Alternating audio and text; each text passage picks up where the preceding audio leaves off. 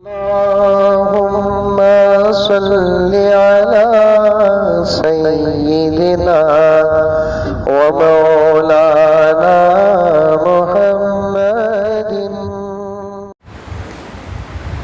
استغفار زبان پر جاری ہوتا ہے اور خیال دوسری جگہ ہوتا ہے، یہ ادب کے خلاف تو نہیں ادب کے خلاف نہیں۔ آپ استغفار پڑھتے رہو، کچھ دن عادت پڑ جائے گی تو خیال بھی کنٹرول میں آ جائے گا انشاءاللہ تعالی۔ اچھا، جمعے کے عربی خطبے میں نبی کا نام آئے تو کیا درود پڑھ سکتے ہیں؟ دل ہی دل کے اندر پڑھ لینا، زبان سے نہیں پڑھنا۔ سمجھ میں آئی بات ہے؟ کیا حضرت درود پڑھو نو کو بول کر بول رہی ہوں؟ دیکھیے، محبت اور ادب کسے کہتے ہیں؟ اللہ رسول جو بولے اس کا نام محبت ہے، اس کا نام ادب ہے۔ اللہ رسول اگر کسی چیز سے منع کیے تو اس سے رکنا ہے۔ اللہ تعالیٰ کسی چیز کو کرنے کا حکم دیے۔ دیکھیے، نماز چھوڑنا گناہ ہے، نماز چھوڑنا گناہ ہے، وقت پر نہ پڑھنا بھی گناہ ہے، لیکن حجاج کرام جب جاتے ہیں عرفات کے میدان میں تو مغرب کی نماز نہ پڑھنے کا حکم ہے۔ وہاں عصر پڑھو عرفات میں، وقت بھی اچھا، مہینہ بھی اچھا، ایام بھی اچھے، جگہ تو عرفات میدان ہے، لیکن اللہ کا حکم ہے کہ یہاں نماز نہ پڑھو۔ اب مولانا کوئی بیان کرے کہ عرفات کے میدان میں نماز مغرب نہ پڑھو، توبہ یہ کیسا مولوی ہے کہ مغرب کی نماز پڑھنے سے روک رہا ہے؟ نہیں، عبادت نماز روزہ زکوٰۃ کو نہیں کہتے، عبادت اللہ جو بولیا، جیسا بولیا، جب بولیا، کرنے کو اللہ روکتے ہیں تو رکنے کو عبادت کہتے ہیں۔ سمجھ میں بات ہے؟ ہاں، دل ہی دل میں پڑھ لو۔ دیکھیے، میں پڑھ لیا دل میں، آپ بھی ذرا کوشش کرو کہ تو ہو جاتا ہے۔ اللہ آپ کی عمر میں برکت عطا فرمائے، آمین۔ بہت شکریہ، اللہ آپ کی بھی عمر میں برکت عطا فرمائے، اللہ آپ کو نظر بد سے بچائے، آمین۔ اللہ تعالیٰ آپ کو بھی نظر بد سے بچائے، اللہ آپ کو ہمیشہ ہمیشہ خوش رکھے، اللہ آپ کو بھی، سب کو، پوری امت کو، ہر مسلمان کو خوش رکھے۔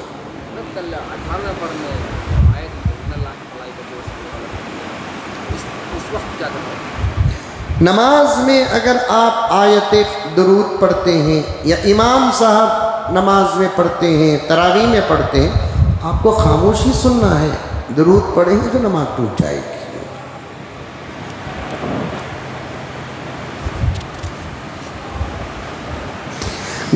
رمضان میں ہو یا دوسرے ٹائم پر، کیا گھر میں 5 وقت کی نماز پڑھ سکتے؟ نہیں، جماعت کے ساتھ مردوں کو پڑھنا پڑے گا، عورتیں اپنے گھر میں اکیلے پڑھنا پڑے گا۔ پیارے آقا فرماتے ہیں، وہ مسلمان کے گھر کو میں اپنے ہاتھوں سے ہاتھ لگا دوں، آگ لگا دوں، جو جماعت چھوڑ کر اپنے گھر میں نماز پڑھتا ہے۔ بحالت مجبوری، کسی عذر کی وجہ سے پڑھ لیتے ہیں، بیمار ہے، مسجد تک نہیں پہنچ سکتے، یا سخت بارش ہو رہی ہے نہیں پہنچ سکتے، یا کوئی درندہ ہے، یا کرفیو ہے، فلاں ہے تو الگ صورت ہے۔ سب کچھ بالکل نارمل ہے تو پھر اس صورت میں گھر میں نماز نہیں پڑھنا۔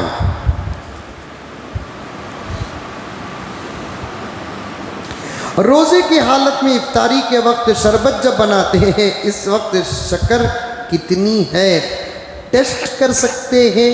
نہیں کرنا۔ گھر میں بولے کر سکتے ہی بول کر، گھر میں کون ہی؟ امامہ ہی؟ مفتیاں ہیں؟ نہیں۔ بحالت مجبوری،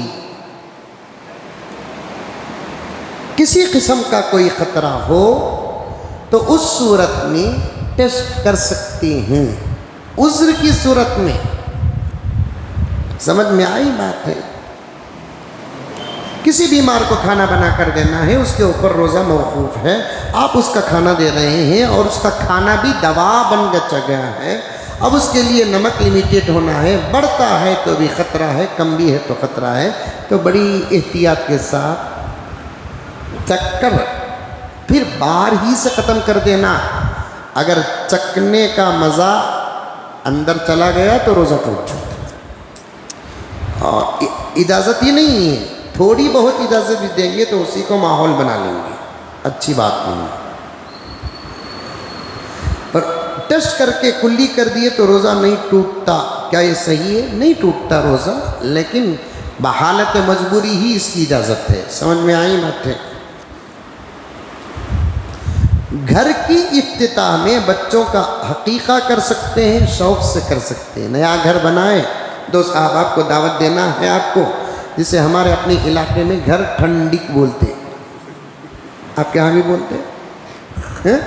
تو اب تک گھر گرم تھا، آگ کو لوگاں دعوت کھا لے کو گئے تو ٹھنڈا ہو جاتا، حالانکہ الٹا گھر ٹھنڈا تھا، دعوت کھا کو جاتے وقت جو باتیں شروع ہوتی اس کے بعد گرم ہوتا۔ یا تو گھر کو نقطے لگا کو جاتی، یہ کمرہ یہاں نہیں رہنا تھا وہاں رہنا تھا، کچن یہاں نہیں رہنا تھا وہاں رہنا تھا، باتھ روم ایسا ہے، دریچہ ویسا ہے، کیا کمرے بنایا سو، خبراں کے سکا بنا دلیا سو، کیا حال بنایا سو، پارکنگ نہیں، پھر دعوت پر نقطے ہوتے ہیں تو اسے ٹھنڈک بولتے کہ گرم بولتے؟ اب تک گھر ٹھنڈا تھا، آپ دعوت کے بعد گرم ہو رہا ہے۔ ضروری نہیں ہے دعوت دینا، اگر دینا چاہتے ہیں تو غلط بھی نہیں ہے، لیکن سادی سیدھی دعوت دو، اس کے اندر شریعت کے خلاف کوئی کام نہ ہو۔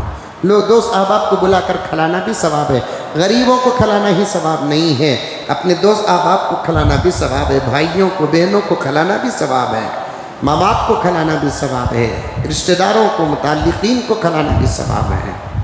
دعوت دیتے ہیں، اب وہ دعوت میں سوچتے ہیں کہ کیا کریں، ہمارے بچوں کا عقیقہ کر دیں گے، چلو 2 بچے ہیں تو 4 بکرے کاٹو، کیونکہ بریانی میں گوشت ڈالنا ہے، باہر سے منگا کر ڈالنے کے بجائے عقیقہ بھی ادا ہو جاتا ہے، بریانی کو گوشت بھی مل جاتا ہے، جائز ہے۔ لیکن عقیقے کا جو جانور ہوگا اس کے لیے وہی شرط ہے جو قربانی کا جانور، سمجھ میں بات ہے؟ بریانی میں گوشت نرم رہنا کو بول کو 3-4 مہینے کے بچے پکڑ کو کاٹنا نہیں ہے، برابر 1 سال کا ہوگا۔ کیا عورت میک اپ یا کاجل لگا سکتی ہے؟ کاجل تو لگا سکتی ہے، سرما بھی لگا سکتی ہے، کاجل بھی لگا سکتی ہے، میک اپ شرعی اعتبار سے کر سکتی ہے، ویسا میک اپ نہیں کرنا کہ منہ دھوئے تو دودھ گرے سکا دکھنا۔ سمجھ میں آئی بات؟ اس سال کا صدقہ فطر کتنا ہے؟ کیا یہ واجب عمل ہے؟ دیکھیے ابھی ہمارے حضرت امیر شریعت دامت برکاتہم کی تحقیق کے مطابق، کیونکہ ریٹ بدلتا ہے تو حکم بدل جاتا ہے، تو گزشتہ سال کے مقابلے اس سال 90 روپے کم سے کم فطرے کی قیمت بنی، کم سے کم 90 روپے دینا بول کر ضروری نہیں ہے۔ ایک ہے فطرے کی قیمت، ایک ہے فطرے کا مقصد، سمجھ میں آ رہی ہے بات؟ ایک ہے فطرے کی قیمت، ایک ہے فطرے کا مقصد۔ قیمت تو 90 روپے ہے لیکن مقصد ادا نہیں ہوتا۔ فطرے کا مقصد کیا ہے؟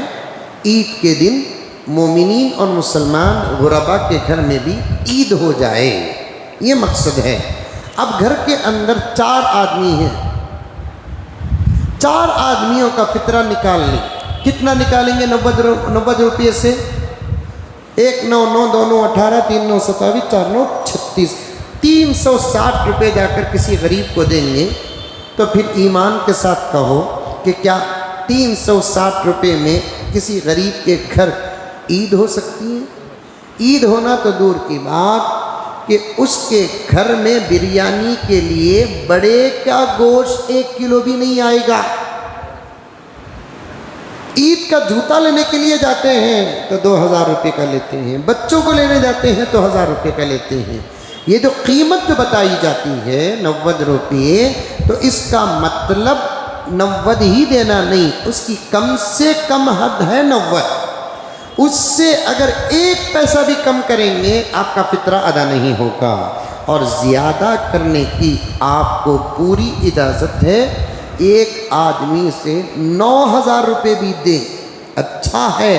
صدقات جتنا زیادہ دیں گے اور سامنے والے کی مشکل اگر آپ کے دینے سے پوری ہو جاتی ہے تو اس صدقے کا ثواب ہی کچھ اور ہوتا ہے۔ سمجھ میں آئی بات ہے؟ زیادہ سے زیادہ دیں۔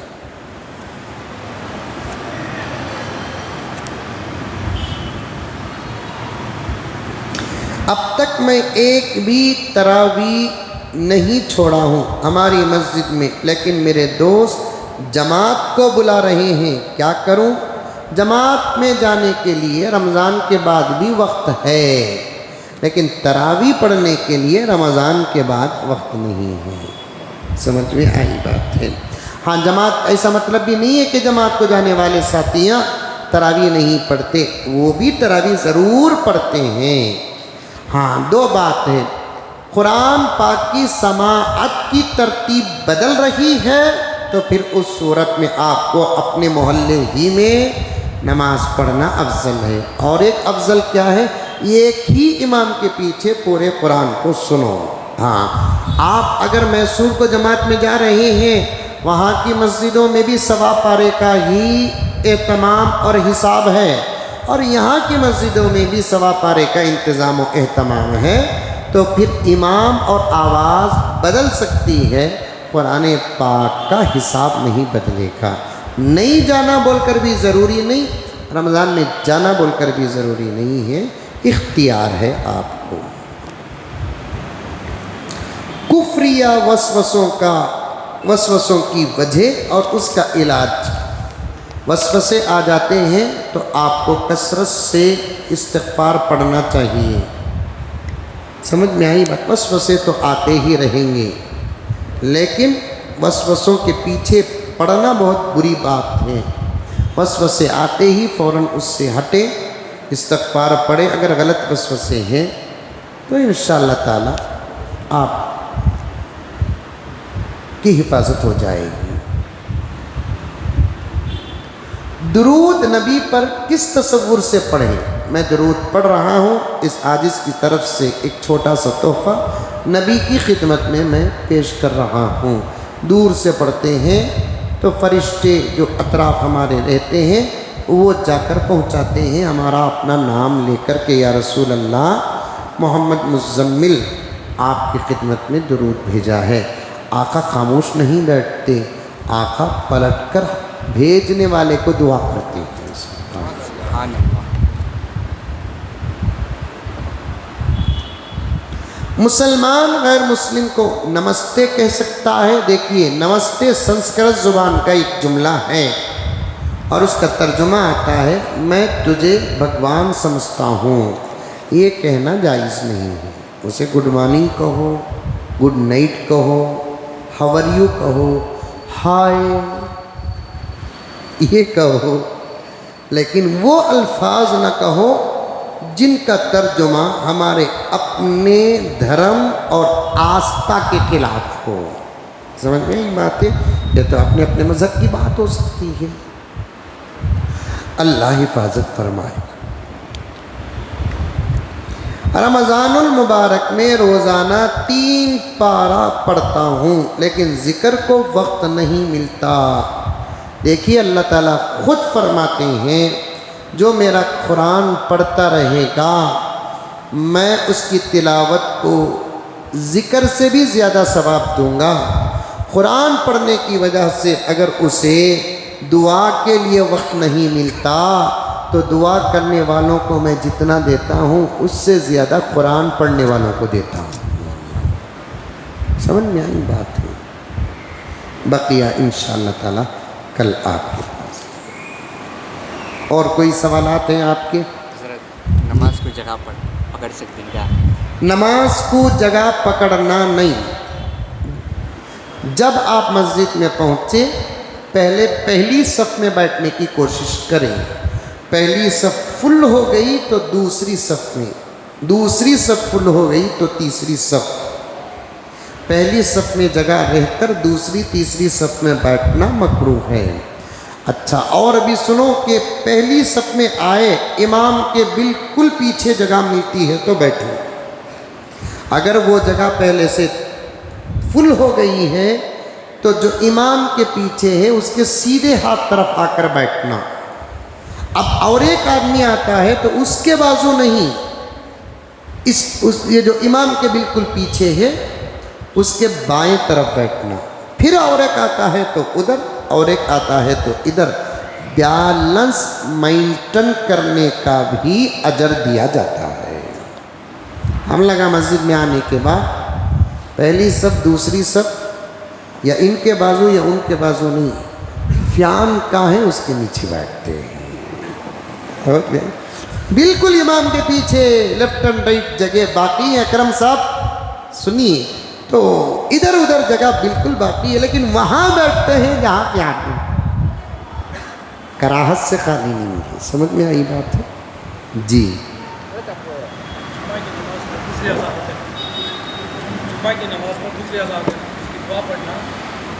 دل ہی میں پڑھ لینا دعا وغیرہ، کیونکہ دوسری اذان کے بعد آپ دعا پڑھنے کا موقع ملا تو دعا پڑھو. نہیں، خطیب صاحب جیسے ہی کھڑے ہو کر الحمدللہ سب ختم. اب سمجھ میں مت، دعا بھی نہیں، سلام بھی نہیں، جواب سلام بھی نہیں، ہٹ کو بیٹھو جی، یہاں بیٹھو جی، خاموش بیٹھو جی، کچھ بھی اگر کریں گے تو پھر خطبے کا ثواب ختم ہو جاتا ہے. بعض فقہا فرماتے ہیں بولنا تو دور کی بات، اشارہ کرنے سے بھی ثواب ختم ہو جاتا ہے. جی میرا بھی سید ہے، ان کا انتقال ہو گیا. ساتھی کے پھپھیرے بھائی سید ہیں، ان کا انتقال ہو گیا. ان کی بیوی سید نہیں ہے، ان کو زکوٰۃ دے سکتے ہیں. اگر وہ عورت بیوہ غریب ہے جس کے پاس 7.5 تولے سونا یا 52.5 تولے چاندی نہیں ہے تو آپ ان کو زکوٰۃ دے سکتے ہیں. وہ زکوٰۃ لینے کے بعد اپنے بچے جو سید ہیں، کیونکہ بچوں کی نسبت باپ کی طرف جاتی ہے نا، وہ زکوٰۃ لینے کے بعد اپنے بچوں پر خرچ کرتی ہے تو جائز بھی ہے. ان کا لینا بھی جائز ہے، لے کر اپنے سید بچوں کو خرچ کرنا بھی جائز ہے. بہت اچھا سوال ہے. جی جمعے کے عربی خطبے میں کس حالت میں بیٹھنا؟ قاعدے کی حالت میں بیٹھنا افضل ہے. اگر آپ کو طبیعت ساتھ نہیں دیتی تو دوسری حالت میں بھی بیٹھ سکتے ہیں، لیکن ترجیح قاعدے کے حالت کو دینا ہے، کیونکہ جمعے کا خطبہ نماز کا بدل ہوتا ہے تو تقریباً مشابہت نماز کی. جی وہ عربی خطبے میں دعائیں ہوتی ہیں راشن میں، تو وہ دعائیں ہمیں آمین بولتے ہم بول سکتے ہیں، آمین بول سکتے ہیں، کیونکہ آمین نماز کے اندر بھی جب بولا جاتا ہے تو خطبے کے اندر بھی بولا جا سکتا ہے. جیسے نماز میں امام صاحب غیر المغضوب علیہم ولا الضالین آمین بولتے نہیں بولتے ہیں، ایسا خطبے میں بھی آمین بول سکتے ہیں. اور ایک اس سے پہلے کہ ایک بات میں بچے پوچھنا، امام صاحب کے پیچھے اگر جگہ ہو تو یہ بیٹھنا والا ہو، لیکن عام مرتبہ کے دماغ میں گیا تو امام صاحب کے پیچھے کی جگہ مؤذن صاحب کچھ کر لیتے ہیں. ہاں، امام صاحب کے پیچھے کی جگہ مؤذن صاحب پکڑ کر رکھتے ہیں. کیا یہ صحیح ہے؟ ان کے لیے بھی صحیح نہیں، آج کے زمانے میں صحیح ہے، کیونکہ پہلے لوگ پڑھے لکھے تھے، الحمدللہ نماز کے مسائل سے واقف تھے. بائی چانس اگر نماز میں، امام کی نماز میں امام کا وضو ٹوٹ گیا یا کوئی اور مسئلہ ہو گیا تو امام بالکل جو پیچھے ہے اسے اپنی جگہ پر کھڑا کر نماز کو کنٹینیو کرا سکتا ہے، جسے خلیفہ کہتے ہیں. اب پیچھے وہ لائق آدمی کا کھڑنا ضرورت میں سے داخل ہے. اگر امام کے بالکل پیچھے وہ آدمی جو امامت کے مسائل جانتا نہیں اور اسے خلافت بھی نہیں معلوم ہے، وہ آ کر بیٹھ گیا، امام کی نماز اگر ٹوٹ گئی تو وہ خلیفہ بنائے گا تو اور نماز میں فساد آ سکتا ہے. اس لیے مؤذنین کے لیے اجازت ہے کہ وہ کیا کرے کہ امام کے پیچھے اپنی جگہ رکھے. وہ پکڑ کر نہیں رکھ رہے ہیں جگہ. سب سے پہلے مؤذن صاحب ہی تو آئے ہیں، وہ آئے بیٹھے، مسجد ہی کی ضروریات کے لیے کام سے گئے ہیں، پھر اس کے بعد واپس آ رہے ہیں. نماز کی حالت میں کسی صحابی کا یا اللہ کے نبی صلی اللہ علیہ وسلم کا خیال آ جانا. دیکھیے مسئلہ بڑا نازک ہے. نماز کی حالت میں اللہ کے نبی کا یا صحابی کا خیال آنا الگ ہے، لانا الگ ہے. لانا نہیں ہے، اگر آ جاتا ہے تو پھر آپ پوری توجہ نماز میں ڈالیے. یہی تو حضرت تھانوی رحمۃ اللہ علیہ کے اس قول پر زبردست اختلاف چل رہا ہے، جو سمجھ سے باہر لوگ اپنے اپنے بیانوں پر لگے ہوئے ہیں. خیال لانا الگ ہے، خیال آنا الگ ہے. سمجھ، یہ دونوں فرق کو اگر سمجھ گئے تو ایک بہت بڑا اختلاف ختم ہو سکتا ہے. سمجھ نہیں بات ہے، یہ دو فرق کو سمجھیں.